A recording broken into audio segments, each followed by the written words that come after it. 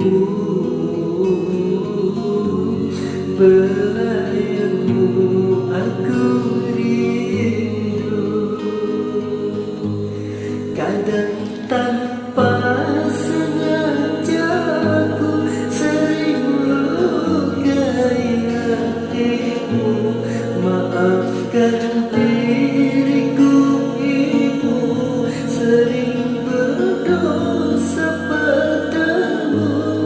Saat ku jauh darimu, betapa hatiku rindu.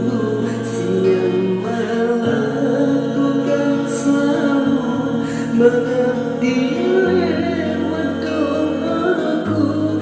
Wahai ibuku tercinta, ku ingin selalu bersama, bukan di dunia saja, tetapi